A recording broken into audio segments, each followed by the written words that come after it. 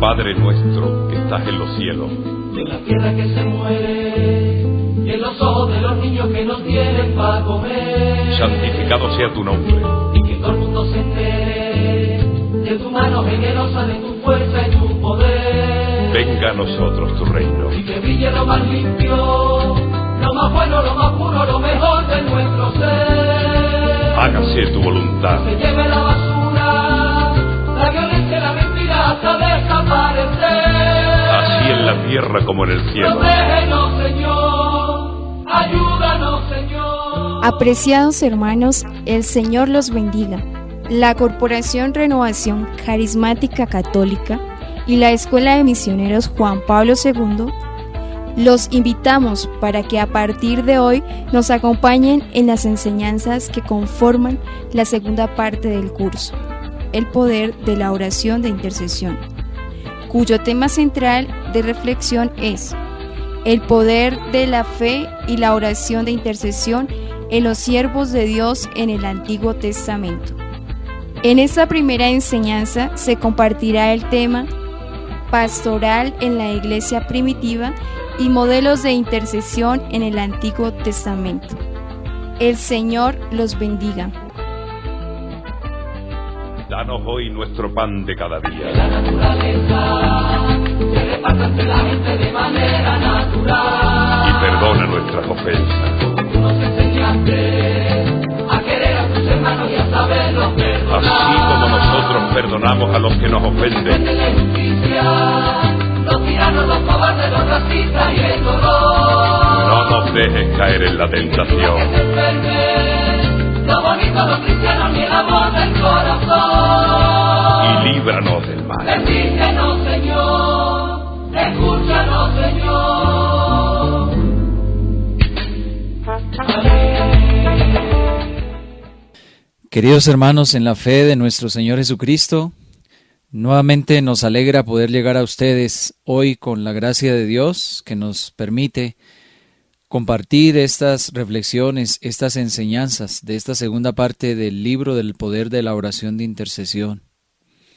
En este enfoque que vamos a tener con ustedes para compartir las enseñanzas del presente libro, se toma en síntesis algunos aspectos relevantes de la vida de los siervos de Dios en el Antiguo Testamento, los aspectos más importantes del poder de la fe y de la oración de intercesión.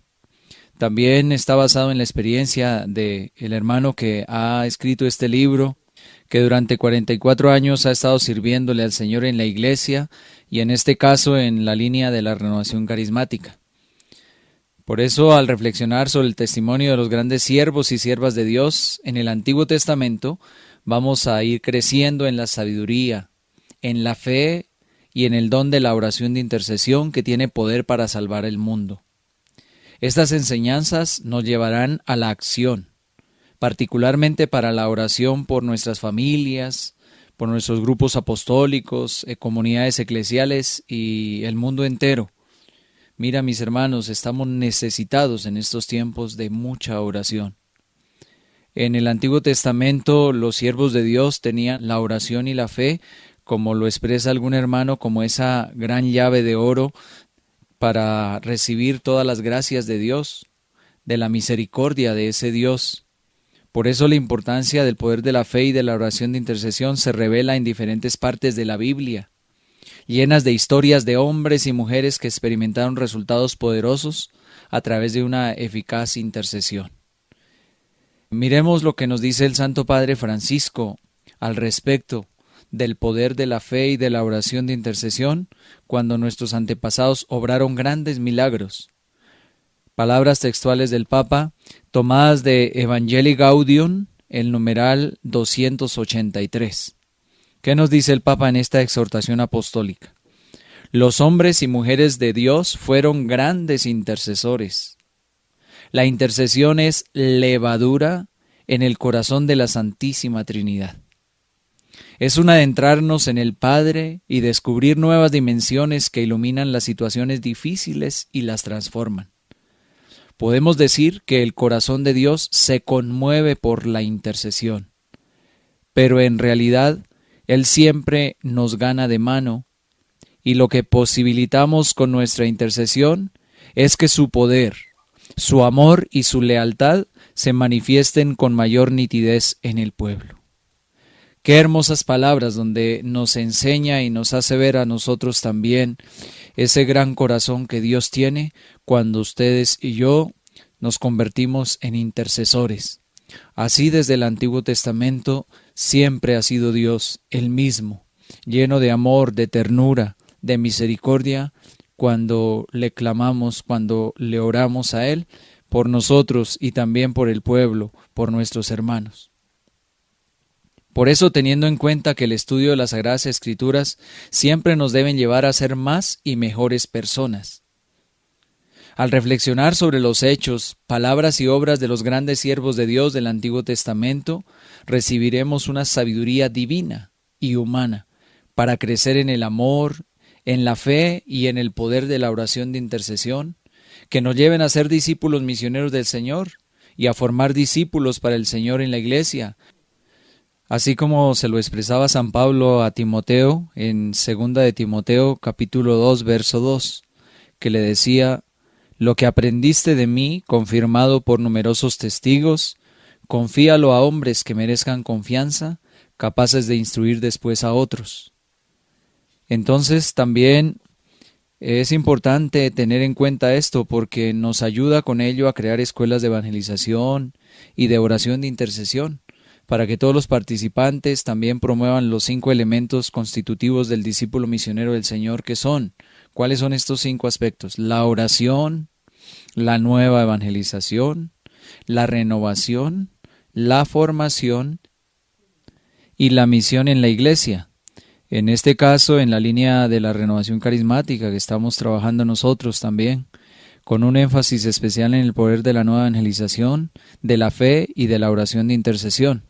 Así lo mandaba nuestro Señor Jesucristo en Mateo 28, 19, en Marcos 16, 15 al 18, donde les invitaba a ir a anunciar: vayan por todo el mundo. Y ese es nuestro deber de cristianos. Por eso, al estar haciendo este estudio, qué bonito conocer esta historia de nuestros hermanos que nos precedieron, de nuestros primeros padres que nos estuvieron dando ejemplo hoy día para nosotros también. Se trata ante todo de un estudio sistematizado de la Biblia en síntesis, el poder de la fe y de la oración de intercesión. Tratamos de hacer un recorrido de toda ella teniendo en cuenta la hermenéutica, o sea, las normas para interpretar rectamente la Sagrada Escritura, y también la exégesis que propone la Iglesia. La exégesis es el estudio de la Sagrada Biblia, de la Sagrada Escritura. Por eso la finalidad de este curso es el servicio apostólico, multiplicar ministros de la palabra de Dios y de la oración de intercesión.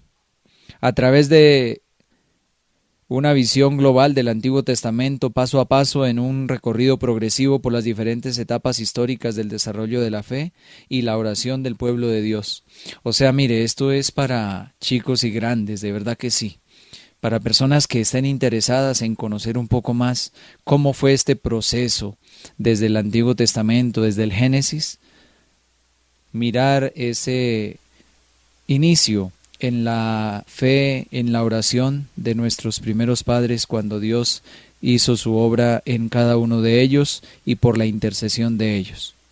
Por eso entonces, mis queridos hermanos, continuemos de verdad con mucha fe, con mucha alegría, contemplando este estudio de la Sagrada Escritura, y que de esa manera cada uno de los que están participando de él puedan transmitirlos en diferentes medios de comunicación a las comunidades familiares. Qué bonito cuando una persona dice: oiga, esto yo no lo sabía, me encantó, voy a compartírselo a mis hermanos, a mis padres, a algunos amigos, en fin. Ese es el deseo nuestro, que todo esto llegue a muchos corazones, a muchas personas. También la iglesia en general, al mundo, porque esto está transmitiéndose para todos aquellos que deseen entrar a esta página de la Escuela de Misioneros y deseen encontrar en ella una experiencia nueva en este tema de lo que es la oración de intercesión. Por ejemplo, escuchemos la enseñanza del libro de los Hechos de los Apóstoles en el capítulo 6, cuando la iglesia primitiva, ¿qué sucedió en aquel tiempo en la iglesia primitiva? Dice, por aquellos días, como el número de los discípulos iba en aumento, hubo quejas de los llamados helenistas contra los llamados hebreos, porque según ellos sus viudas eran tratadas con negligencia en la atención de cada día. Entonces, ¿qué pasó? La comunidad de los primeros cristianos disciernen que su trabajo apostólico entró en crisis, que se estancó, que además entró en conflicto. Aparece un aplastamiento espiritual. Eso es lo que ellos como que van notando en esta primera comunidad. Y entonces los apóstoles precaven o disciernen el peligro. ¿Cuál es el peligro? La división de la comunidad y el estancamiento en su proceso de formación espiritual. Entonces, por eso nosotros queremos que siga este proceso en cada uno de ustedes, que continúe este proceso para las personas nuevas que van a comenzar a ver estas enseñanzas, estas reflexiones, pero también los que ya llevan un tiempo de experiencia en este caminar de evangelización, pues con mucho mayor razón ellos también pueden crecer aún más en este conocimiento, en este amor, en esta fe.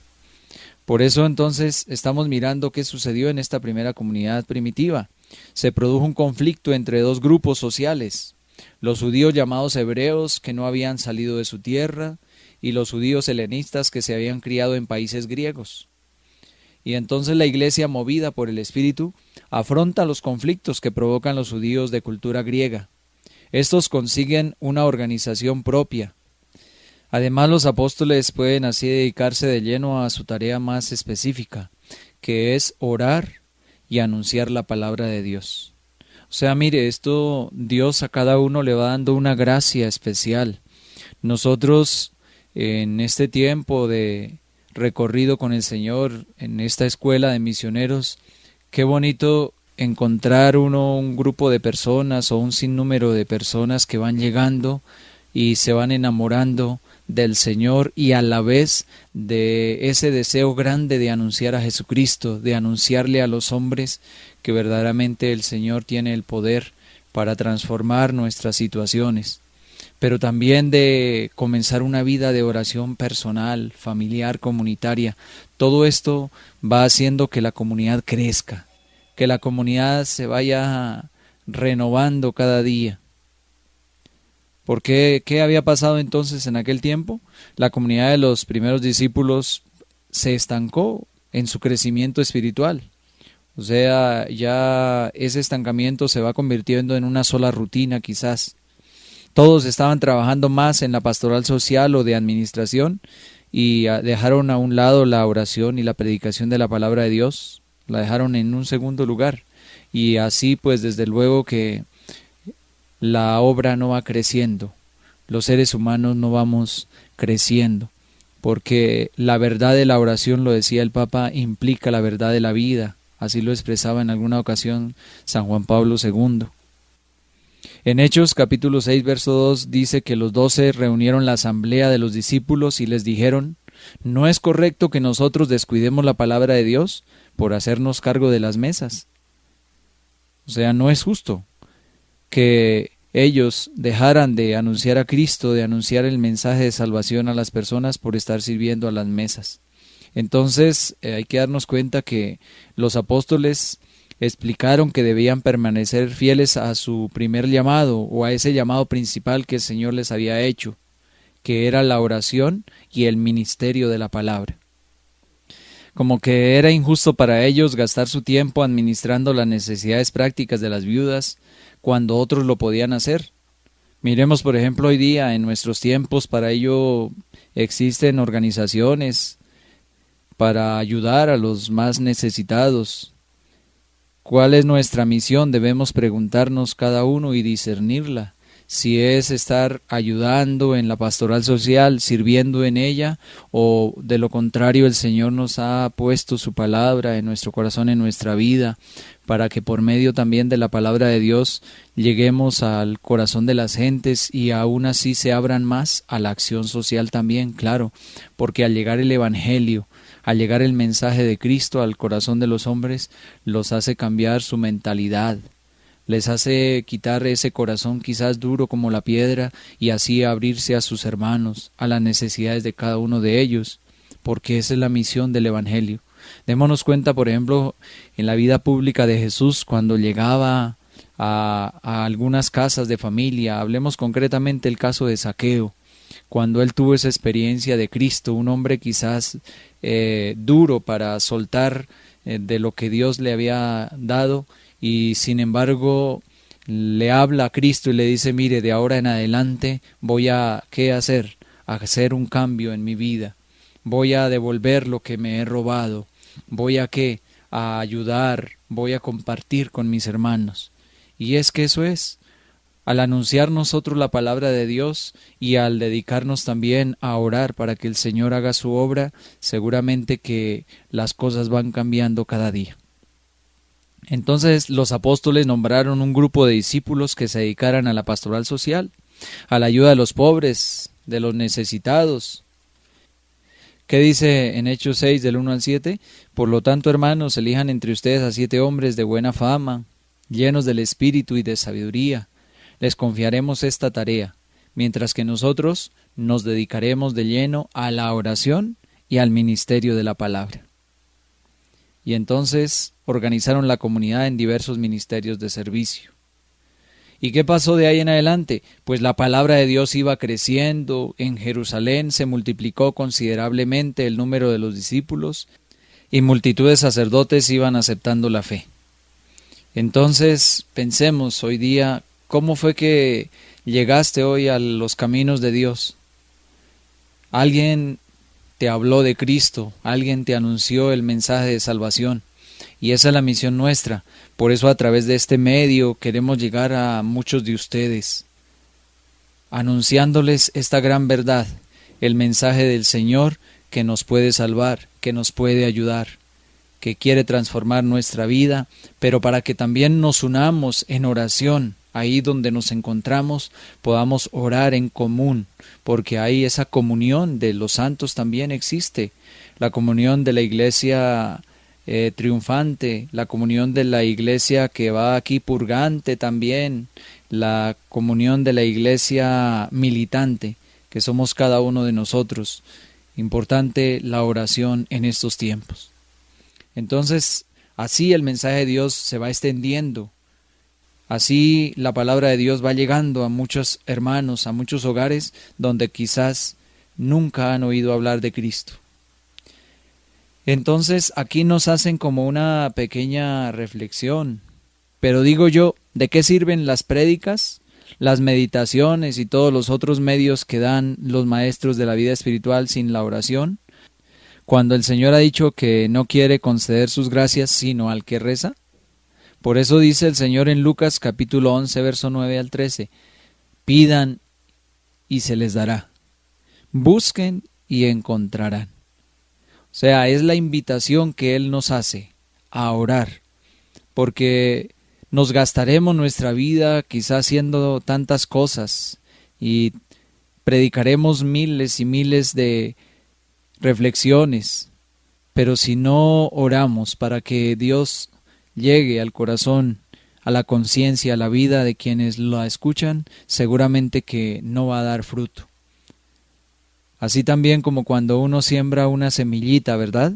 Si no la está cuidando, si no la está regando, si no la está abonando, seguramente que se va a perder, se va a dañar esa semilla, se va a podrir. Nosotros hoy día debemos ver que la oración es como ese riego santo, donde ustedes y yo llegamos a la misericordia de Dios para que Él haga su obra en el corazón y en la vida de todos nosotros. Sin oración, según los planes ordinarios de la providencia, inútiles serán las meditaciones, nuestros propósitos y nuestras promesas. Claro que sí. ¿Cuántas veces hemos fracasado en muchos intentos porque no hemos orado? Si no rezamos, seremos infieles a las gracias recibidas de Dios y a las promesas que hemos hecho en nuestro corazón. La razón de esto es que para hacer en esta vida el bien, para vencer las tentaciones, para ejercitarnos en la virtud, en una sola palabra, para observar totalmente los mandamientos de Dios, no bastan las gracias recibidas ni las consideraciones y propósitos que hemos hecho. Se necesita sobre todo la ayuda actual de Dios. Y esta ayuda actual se la concede Dios nuestro Señor al que reza y persevera en la oración. Entonces, mis hermanos, eso es.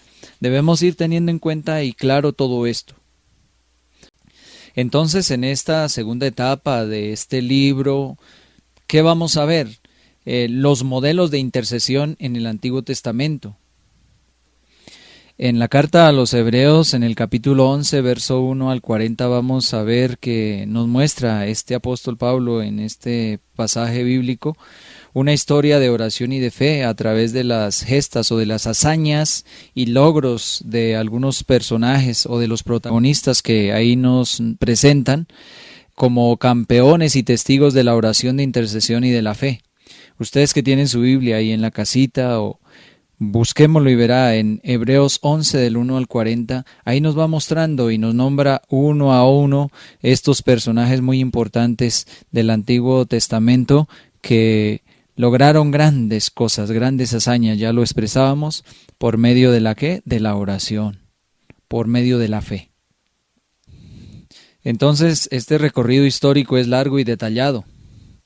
En la carta a los Hebreos, ahí en el capítulo 11 del 1 en adelante, nos menciona a 15 personajes por sus nombres y a otros muchos anónimos que superaron toda clase de pruebas y soportaron indecibles sufrimientos y tribulaciones, que fueron marginados, excluidos, perseguidos, encarcelados, despreciados, torturados y hasta asesinados. En esta carta a los Hebreos termina su recorrido con una exclamación: el mundo no era digno de ellos, ahí en el versículo 38 del capítulo 11. Como queriendo resaltar la superior calidad humana y estatura moral de esas personas a quienes de ordinario la sociedad en que viven no tiene la capacidad de reconocer ni de apreciar. Hoy día, ¿cómo es la situación? Se acallan a muchas personas que buscan que sus hermanos, que esta sociedad, que el hombre llegue a Cristo. Da tristeza, pero esa es la gran realidad y así ha existido a lo largo de los tiempos. Y entonces nos preguntamos, ¿cómo pudieron aquellos hombres y aquellas mujeres hacer lo que hicieron? Para mantenerse firmes, para luchar contra corriente y sin tregua en el mundo hostil en que les tocó vivir? Pues la respuesta es por la oración y la fe. Miren, mis hermanos, si yo no le pido a Dios la gracia y si yo no confío en Él, sucumbo fácilmente, doy mi brazo a torcer. Me doy por vencido. Por eso la oración y la fe los convirtió en peregrinos y forasteros en la tierra, buscadores de una patria mejor. Ellos siempre sabían que si perseveraban iban a encontrar algo mejor. Ustedes y yo, mis hermanos, hoy día debemos darnos cuenta que esto de ganar las batallas es perseverando, de ir confiando en el que nos ha dejado su palabra y su palabra no nos miente. Su palabra es la verdad. Por la oración y la fe en lo prometido, que era Jesús el Mesías, ellos murieron viéndolo y saludándolo de lejos. O sea, ahí en su fe sabían que el Señor los había aceptado y también había venido por ellos para salvarlos, para llevarlos a la gloria eterna, aunque no llegaron a conocerlo en persona. Pero por la oración y la fe ofrecieron sus vidas, prefiriendo una resurrección de más valor. Ahí lo dice en Hebreos 11:35. Por eso, mis queridos hermanos, ustedes y yo vamos caminando hoy día en fe. ¿Quién de ustedes ha visto a Cristo en persona, con los ojos de la carne? Ninguno, pero sí a la luz de la fe hemos contemplado sus maravillas, lo que Él ha hecho por nosotros, lo que nos ha bendecido, lo que nos ha dado. y tantas otras cosas prodigiosas que ha hecho en nuestra vida, y eso es un testimonio de fe también que nos debe llevar a ¿qué? A seguir confiando en Él y a que nuestros hermanos que aún no lo conocen también lleguen a sus pies. Por eso, al final de su recorrido histórico por los personajes de la historia de Israel, la carta a los hebreos afirma que aquellos no cumplieron su destino sin nosotros. Por una parte, abarca en un abrazo solidario a todos los testigos de la oración y la fe que peregrinaron por la tierra, buscando, creyendo y esperando en Dios, aunque no llegaron a conocer a aquel en quien la fe tiene sentido y cumplimiento, que era Jesús de Nazaret, o que es Jesús de Nazaret. Por otra, nos abarca a nosotros los cristianos que sabemos y conocemos, por eso completamos el destino de todos ellos, al anunciar y a proclamar el nombre del Santo, del Salvador universal. Esta es la misión de la Iglesia, ser el signo, el sacramento de la salvación que Dios ofrece en la muerte y resurrección de Jesucristo a todos los hombres, a todas las mujeres de toda raza y nación. Por eso, hermanos, entonces, en esta enseñanza introductoria al libro que vamos a ver, quiero que tengamos claro que todos estamos invitados a hacer un estudio muy en síntesis, pero a la vez muy bonito, que nos va a mostrar todos estos aspectos importantes de la historia de la salvación en el Antiguo Testamento, desde la caída del hombre.